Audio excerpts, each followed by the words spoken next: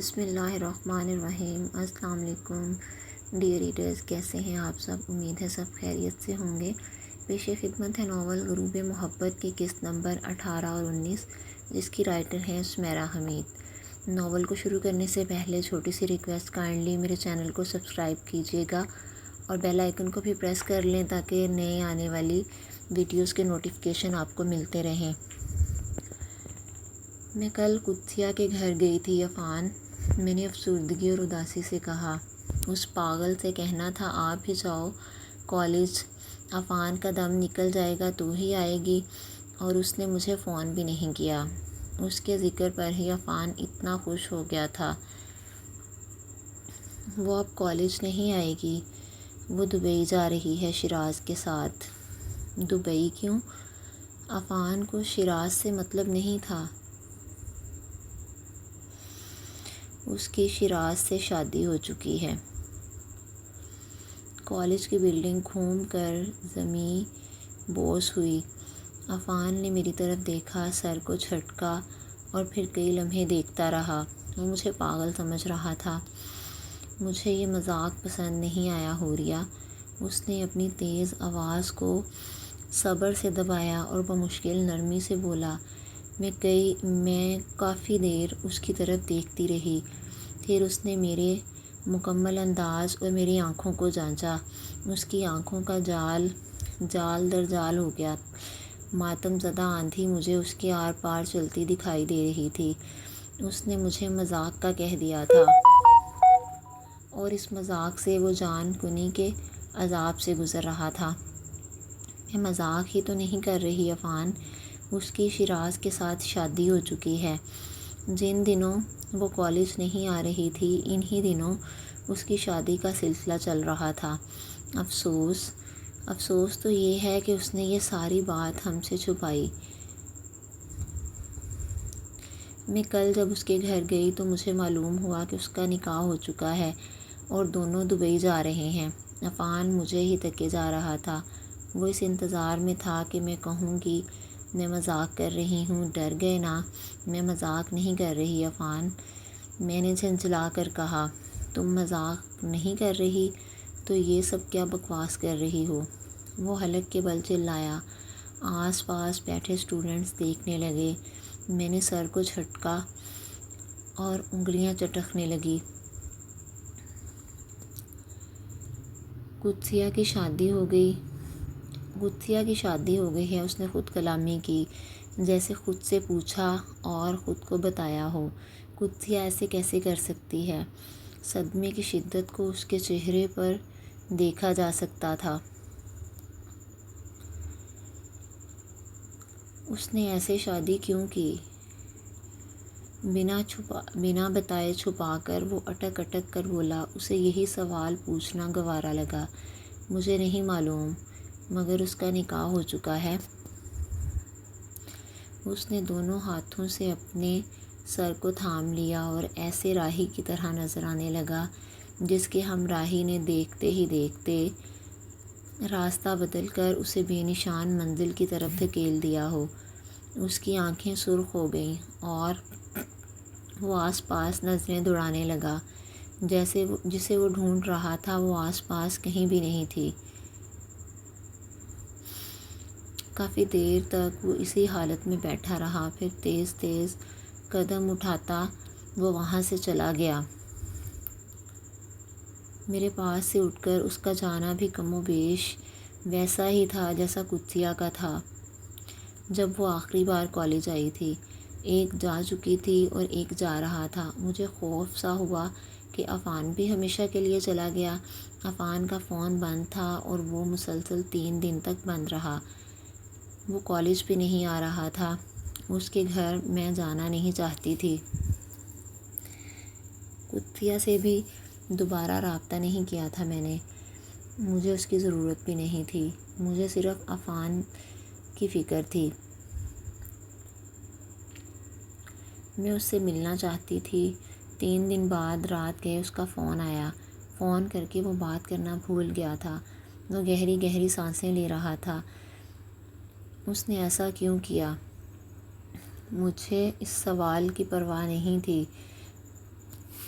پریشان میں اس کی آواز سن کر ہو گئی تھی۔ وہ رو رہا تھا، روتا رہا تھا یا رونے والا تھا؟ اس کے ساتھ زبردستی کی گئی ہے نا؟ میں کیسے جان لوں کہ اس نے چپکے سے شادی کر لی؟ میں کیسے مان لوں کہ اس نے چپکے سے شادی کر لی؟ خوشی خوشی وہ کسی سے بھی شادی کیسے کر سکتی ہے؟ تم پلیز میری اس سے ایک بار بات کروا دو، بلکہ میں اس سے ملنا چاہتا ہوں۔ ٹھیک ہے عفان، تم ایسے پریشان مت ہو، میں کل تمہاری اس سے بات کروا دیتی ہوں، ہم مل بھی لیں گے اس سے۔ تم کالج ضرور آنا، میں تمہارا انتظار۔ میری بات مکمل ہونے سے پہلے ہی اس نے فون بند کر دیا۔ رات کے تیسرے پہر وہ قدسیہ کی یاد میں جاگ رہا تھا اور میں اس کے اگلے دن کالج میں اس کا انتظار کرتی رہی، لیکن وہ نہیں آیا۔ وہ اگلے کئی دن تک نہیں آیا۔ اسے قدسیہ سے بات کرنی تھی، لیکن قدسیہ کا تو نکاح ہی ہو چکا تھا۔ وہ قدسیہ کے غم میں مبتلا تھا اور یہ بہت بڑی بات تھی۔ 10 دن بعد وہ کالج آیا۔ وہ شیراز کو بچپن سے پسند کرتی تھی، وہ ایک ساتھ ہی گھر میں پلے بڑھے تھے۔ میں نے قدسیہ سے ہمیشہ شیراز کا ہی ذکر سنا تھا، ان دونوں کی بچپن سے ہی نسبت طے تھی۔ عفان بنا کوئی تاثر دیے مجھے سن رہا تھا، اس کی نظریں مجھ سے ہٹ کر کہیں کسی نقطے پر مرکوز تھیں۔ اس کی حالت کچھ ایسی تھی کہ اسے ہائے ہیلو کہنے والے رک کر کیا ہوا تمہیں پوچھ رہے تھے۔ اس نے مجھے منع کیا تھا کہ میں شیراز کا ذکر کسی سے بھی نہ کروں۔ کالج میں سب کو معلوم تھا وہ اور شیراز۔ شاید تمہیں یاد ہو کہ ایک بار میں نے شیراز کا ذکر کیا تو وہ بکھلا گئی۔ تمہارے جانے کے بعد اس نے مجھے سختی سے منع کیا کہ تمہارے سامنے اس کا نام نہ لوں۔ وہ اس سے محبت کرتی تھی؟ غیر مرئی نقطے کو گھورتے ہوئے وہ بڑبڑایا۔ ہاں، شیراز اس کی بچپن کی محبت تھا۔ شیراز کاروبار کے لیے دبئی جا رہا تھا تو دونوں کے خاندانوں نے سوچا کہ ان کی شادی کر دی جائے، اس لیے ان کا نکاح کر دیا گیا۔ قدسیہ نے مجھے بھی نہیں بتایا نکاح کا۔ میں جب تمہارے کہنے پر اس کے گھر ملنے گئی تب بھی نہیں بتایا۔ عفان تمسخر سے ہنسا، اپنا تمسخر اڑایا۔ وہ شیراز سے محبت کرتی تھی، وہ ہنسا، وہ دونوں۔ وہ خود پر ہنسا، جیسے جب کوئی بیوقوف بن جائے تو بہت رو کر خود پر ہنستا ہے، اپنا تمسخر اڑاتا ہے، سکون پاتا ہے۔ اس نے دوبارہ مجھے فون نہیں کیا، لیکن اگر تم چاہتے ہو تو میں اسے فون کرتی ہوں۔ اگر دبئی نہ جا چکی ہوتی تو ہماری بات ہو سکتی۔ اگر اس نے مجھ سے ہی بات کرنی ہوتی تو وہ خود فون کر لیتی۔ یہ بات مجھے 10 دن پہلے کیوں سمجھ میں نہیں آئی؟ ملنا ہوتا تو وہ خود مل لیتی۔ وہ شیراز سے محبت کرتی تھی، اس نے یہ بات چھپائی۔ اچھا ہی کیا۔ قدسیہ کا جو جی چاہا اس نے کہا، ہم سب کو ایسے ہی کرنا چاہیے، جو جی میں آئے کرو، کسی کے لیے احساس بن جاؤ، کسی کے لیے زبان بن جاؤ، کسی کو رون ڈالو، کسی کو مسل کر پھینک دو، جو جی میں آئے کرو۔ عفان، میں نے اسے ریلیکس کرنے کے لیے اس کے ہاتھ پر اپنا ہاتھ رکھا۔ اس نے میرے ہاتھ کو نرمی سے ایک طرف کر دیا۔ میں ٹھیک ہوں۔ جب میں اس سے ملی تو وہ بہت خوش نظر آ رہی تھی۔ ہمیں اس کی خوشیوں کے لیے دعاگو ہونا چاہیے۔ اسے خوش ہی ہونا چاہیے تھا۔ میں اس کے لیے دعاگو ہوں۔ جو بد دعا مجھے دے گئی، میں اس کے لیے دعاگو ہوں۔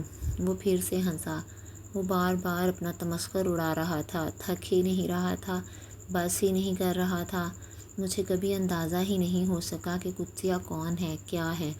میرے ایک کلاس فیلو نے ایک بار مجھے جتایا تھا کہ انسانوں کی سمجھ بوجھ کے معاملے میں ایک بہت بڑا ڈفر ہوں۔ اس نے کہا مجھے صرف کتابیں ہی پڑھنی چاہئیں، انسان میں نہیں پڑھ سکتا۔ ٹھیک ہی تو کہا تھا اس نے، مجھے صرف کتابیں ہی پڑھنی چاہئیں۔ بے دلی سے اٹھ کر وہ چلا گیا۔ قدسیہ کی شادی ہو چکی ہے۔ پہلے اسے یقین نہیں آ رہا تھا، اب یقین آ چکا تھا اور یہی کافی تھا۔ قدسیہ کا ذکر پھر نہیں دہرایا گیا۔ ہم دونوں کے درمیان میں سے وہ ہمیشہ کے لیے نکل گئی تھی۔ دبئی جانے سے پہلے قدسیہ نے مجھ سے بات کی، چند منٹوں کی بات۔ اس کی طویل خاموشی اس کی روانگی کی اطلاع پر مشتمل تھی۔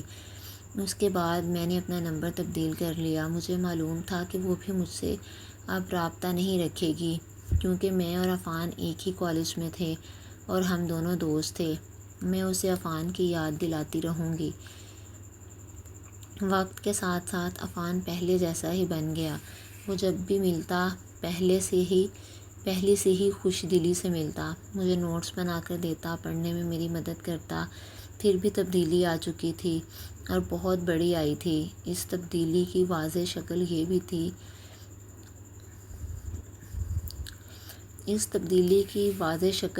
نہ ہی نام، لیکن میں جانتی تھی ایسا ہو گیا ہے۔ اس تبدیلی کے نشانات مٹانے کے لیے مجھے ایک لمبا انتظار کرنا تھا۔ اب میں عفان کی اکلوتی دوست تھی۔ اس کے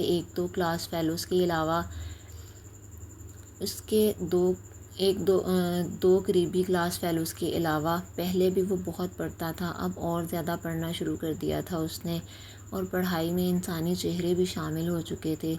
وہ جو ڈفر تھا اب ڈفر بنے رہنا نہیں چاہتا تھا۔ وہ آس پاس نظریں دوڑاتا رہتا اور کپل بنے لڑکے لڑکیوں کو دیکھتا رہتا۔ اکثر ٹکٹکی باندھے وہ ان کا جائزہ لیتا تھا، ان کا مشاہدہ کرتا تھا۔ وہ اکثر اپنے دوستوں سے سنے افیئرز اور سکینڈلز مجھے سنا رہا ہوتا۔ اب اسے معلوم ہوتا کہ کس کا کس کے ساتھ افیئر چل رہا ہے، اس سے پہلے کس کے ساتھ تھا، اب کس کے ساتھ ہے، اور یہ موجودہ افیئر کب تک ٹوٹ جائے گا، اور اس کی پیش گوئی کے مطابق بریک اپ ہو جاتا۔ فرزین شاہ کو جانتی ہو، میری کلاس فیلو۔ عفان کسی لڑکی کا خاص ذکر کر رہا تھا۔ حیرت کی بات تھی، فرسٹ ایئر میں وہ مجھ میں انٹرسٹڈ تھی تو اب کالج میں اس کے اور اضمیر کی سچی محبت کے قصے مشہور ہیں۔ عفان نے لفظ سچی کو کھینچا۔ میں نے اضمیر کو جا کر بتا دیا کہ یہ مجھے ڈیٹ کرنا چاہتی تھی، اور یہ خود چل کر میرے پاس آئی تھی۔ سچویشن دیکھنے والی ہے ان دونوں کے درمیان کی۔ لو برڈ آج کل فائٹرز بنے ہوئے ہیں۔ تم نے کیوں بتایا اضمیر کو؟ مجھے بہت شوق لگا اس کی یہ بات سن کر۔ وہ کن حرکتوں پر اتر آیا تھا؟ میں نے سوچا اضمیر کو بھی معلوم ہونا چاہیے کہ جس کی محبت میں وہ مبتلا ہے وہ پہلے کتنوں کو لفٹ کروا چکی ہے۔ یہ کہہ کر پھر سے ہنسنے لگا۔ بیچ، عفان نے بے انتہا نفرت سے کہا۔ میرا منہ اور آنکھیں پوری کھل گئیں۔ عفان گالی دے رہا تھا، وہ بھی ایک لڑکی کو؟ I am sorry. میری شکل دیکھتے ہی اسے اپنی غلطی کا احساس ہوا، ایسے ہی غصے میں منہ سے نکل گیا۔ وہ شرمندہ نظر آنے لگا۔ اٹس اوکے، میں سمجھ سکتی ہوں، ورنہ تم اس طرح بیہیو نہیں کرتے۔ ہاں، کرتا تو نہیں تھا، لیکن اب کبھی بھی کچھ بھی ہو سکتا ہے، کچھ بھی کہا جا سکتا ہے۔ کائنات کی سب سے بے اعتبار چیز انسان ہے، سب سے زیادہ تغیر کا شکار، تبدیلی کا خواہاں، چھپا رستم۔ اس کی سرشت میں سچائی رچی بسی ہی نہیں ہے، ایمان اس کے کونوں کناروں سے نکل جاتا ہے، بے ایمانی اس کا نصاب ہے۔ میں نے اس کی طرف دیکھتے رہنے کا کام کیا۔ وہ واقعی باکمال تھا۔ کیا کمال کی کتابیں پڑھ رہا تھا وہ انسانوں سے متعلق۔